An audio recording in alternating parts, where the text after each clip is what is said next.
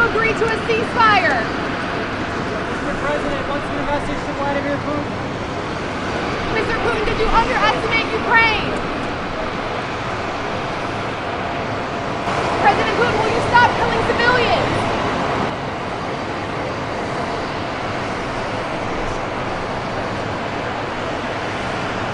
President Putin, how can the U.S. trust your words? Our opening clip featured Rachel V. Scott, senior political correspondent at ABC News, holding war criminal Vladimir Putin to account with fearless journalism. Putin notably was meeting on a blood red carpet in Alaska with a convicted felon and longtime associate of pedophile Jeffrey Epstein in what looked like a staged distraction. Why? Because Donald Trump still refuses to release the full Epstein files, in which he himself is named. Gaslit Nation is going to be doing a super special on Jeffrey Epstein and Trump, as well as connections to Russia of Epstein and Maxwell's sprawling pedophile ring for the super rich and powerful. So look out for that soon. So why is Trump pursuing a so-called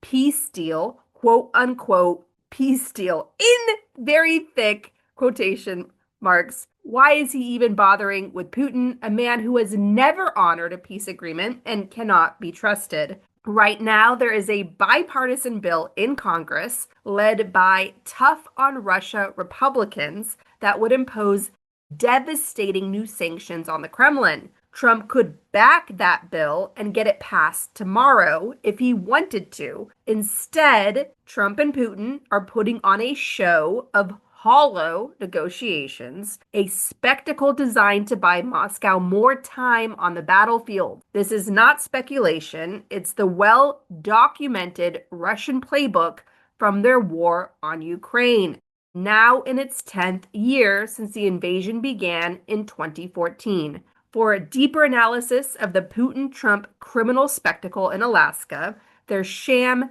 quote-unquote, peace talks, and what this means for Ukraine and the future of the free world, watch the recording of this week's Gaslit Nation Salon, available Monday at patreon.com/gaslit. That's patreon.com/gaslit. Thank you to everyone who makes our independent journalism possible during these dangerous times. Discounted annual memberships are available, and you can give the gift of membership for bonus shows, all shows ad-free, and so much more. You're going to hear a lot of talk in the media on negotiations over a meeting spot for these so-called peace talks between Zelensky and Putin. Putin wants Moscow, which is obviously a non-starter.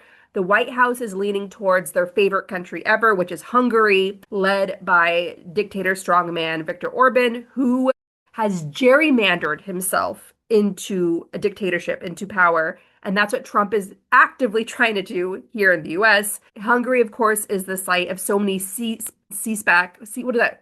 That fascist rally bringing together all the conservatives that Republican officials, even on the state level, go to every year. So Hungary is their number one spot.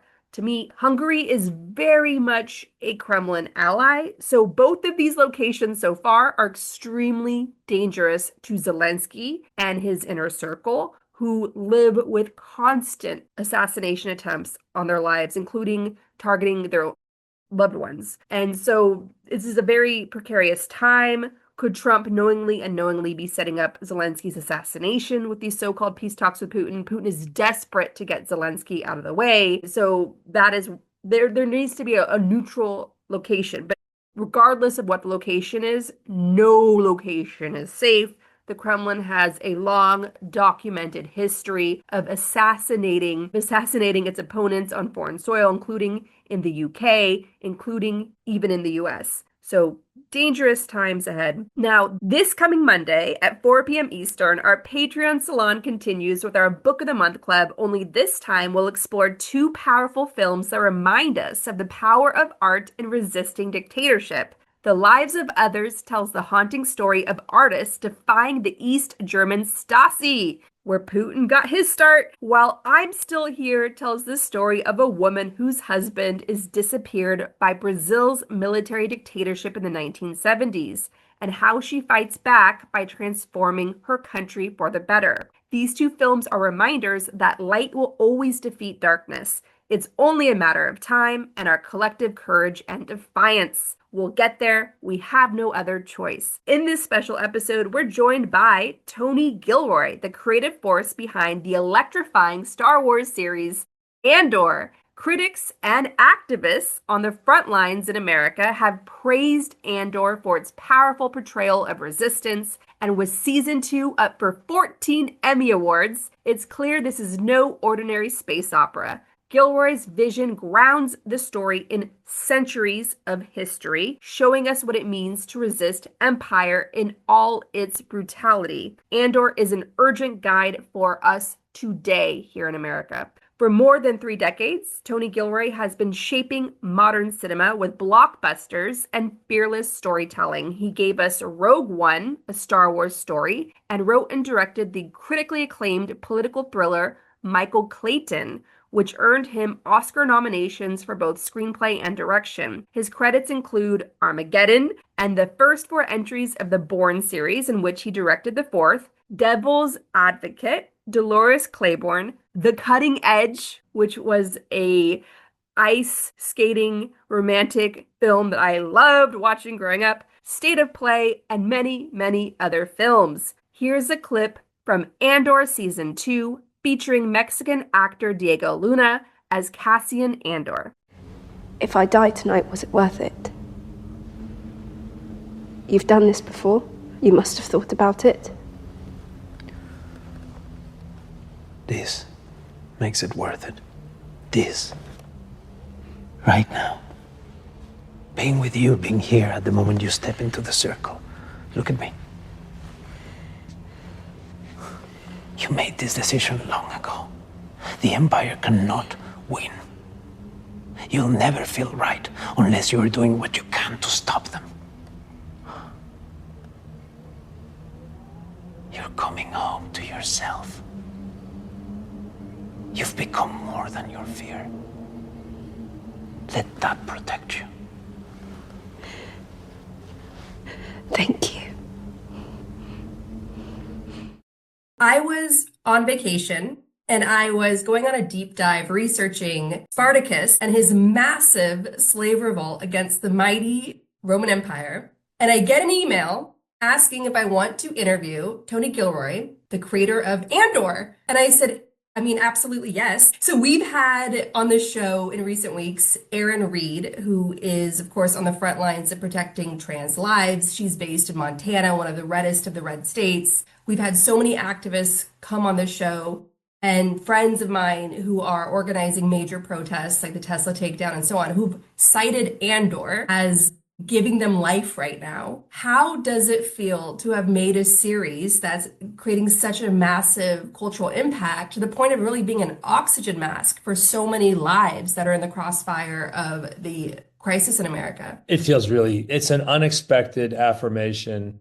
It's very satisfying to a lot of people that worked on the show, how events have become more in sync with the show. We've been shocked by that ourselves. We had to be very careful as we were starting out about not ghettoizing our audience or not losing anybody by being too overtly political. I would be lying if I didn't say that I'm taking great satisfaction. We went to go to No Kings and seeing all the I have friends everywhere signs that we saw everywhere. You want to feel like you can do something, and you want to feel like you can contribute in some substantial way, and you have all these beliefs, and it seems so difficult. And particularly if you're a creative person and your life is essentially using projects to hide out in, as a way of hiding out. And I find it a real gift that I've been able to hide out in this show for the last 5 years. And at the same time, I'm able to actually have some small effect on the things that you're talking about. It's shocking to me. Yeah, I think what's so satisfying is that in Andor, you see a disciplined resistance. You see people sacrificing their lives for planting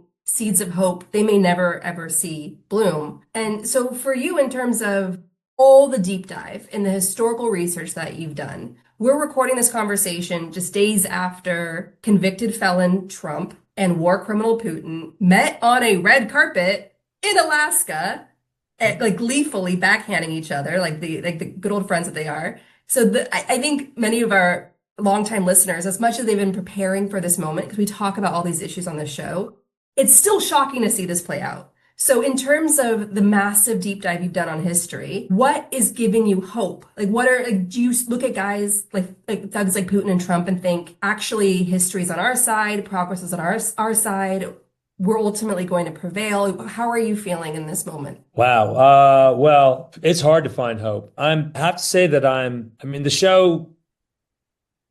Well, let me say it this way. I've been stunned by everything that's happened. I don't think there's a word that we have in English anymore that describes the level of incredulity that's been just epic for the past several years, and certainly since the re-election. I want to be hopeful. I'm shocked at the muffled response. I'm shocked at the lack of resistance. I thought, well, the No Kings thing, I thought, well, it's kind of a little bit disorganized and a little bit anemic, but it's a spark and it's going to catch on, and this is going to happen every week. And the moment that people get out and realize and have an opportunity to raise their voice, they're going to. I think we've all been disappointed. I have been.